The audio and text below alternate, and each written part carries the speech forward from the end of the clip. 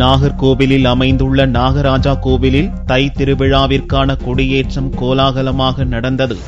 நாகர்கோவிலில் அமைந்துள்ள நாகராஜா கோவில் மிகவும் பிரசித்தி பெற்றது. திருவிதாங்கூர் மன்னர் காலத்தில் கட்டப்பட்ட பழமையான இக்கோவிலில் ஆண்டுதோறும் தை திருவிழா வெகு விமர்சையாக கொண்டாடப்படுகிறது. இந்த ஆண்டு விழா பிப்ரவரி 3ஆம் தேதி கொண்டாடப்படுகிறது. இதற்கான கொடியேற்றம் திங்களன்று நடந்தது. முன்னதாக பூஜிக்கப்பட்ட கொடியை கோவில் பூஜாரிகள் மேளதாளம் முழங்க ஊர்வலமாக எடுத்து வந்து கொடிமரத்தில் ஏற்றினர்.